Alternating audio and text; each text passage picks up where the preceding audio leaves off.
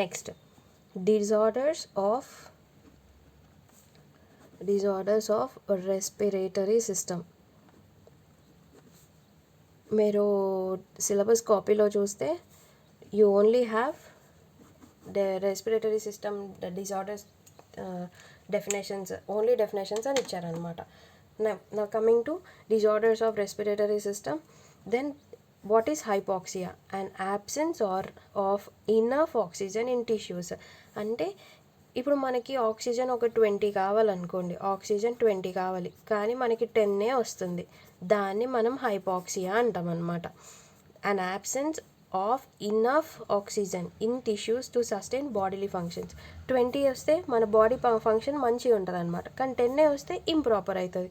So మనం దాన్ని ఆ ఫేజ్ని హైపాక్సియా అంటాం అనమాట. నెక్స్ట్ ఆస్ఫిక్సియా. ఆస్ఫిక్సియా అంటే condition arising when the body is deprived oxygen. అంటే ఇది కంప్లీట్గా ఇది ఎప్పుడవుతుంది అంటే కంప్లీట్గా బాడీకి ఆక్సిజన్ అందట్లేదు అండ్ ఇట్ కాజెస్ అన్కాన్షియస్నెస్ ఆర్ డెత్ అట్లా అనమాట. Next dysbarism. What is dysbarism? ఇవి condition resulting from changes in ambient pressure especially when the body is exposed. ఇది ఎవరికి ఎక్కువ జరుగుతుంది అంటే పైలట్స్, ఎందుకంటే వాళ్ళు ల్యాండ్ పైన ఉన్న ప్రెషర్ని తట్టుకొని మళ్ళీ ఎయిర్లోకి వెళ్తారు కాబట్టి సడన్ చేంజ్ ఆఫ్ ప్రెషర్ జరుగుతుంది. ఇక్కడ బాడీకున్న అట్మాస్ఫియరిక్ ప్రెషర్, బయట ఉన్న ప్రెషర్ జరుగుతుంది కాబట్టి డిస్బారిజం జరుగుతుంది అనమాట. ఇదేంటి? Condition resulting from sudden changes of atmosphere అనమాట.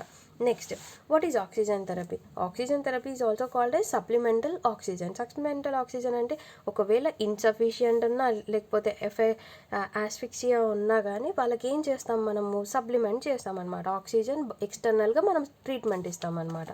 That is called supplemental oxygen. Next reconstitution. The process of sustaining the vital functions of a person in respiratory or cardiac failure while reviving him or అంటే ఇదేంటంటే మనము ఆర్టిఫిషియల్గా ఇప్పుడు మనము CPR కానీ అంటే అర్జెంటుగా ఉన్న వాళ్ళకి సిపిఆర్ చేయడం కానీ వాటిని మనం రీసస్టేషన్ అంటాం అనమాట.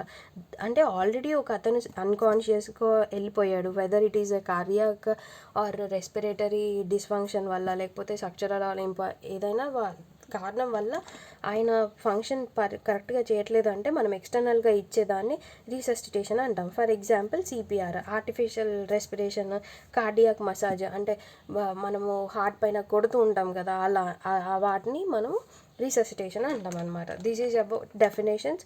అండ్ ఇది కూడా నేను నోట్స్ ఇస్తాను మీకు, లాస్ట్లో స్క్రీన్ షాట్ తీసుకోండి. ఎగ్జామ్ మట్టుకు మాత్రం ఇది యూజ్ అవుతుంది. 2 మార్క్స్ ఆన్సర్స్కి కంపల్సరీ ఒక క్వశ్చన్ వస్తుంది. Thank you for watching.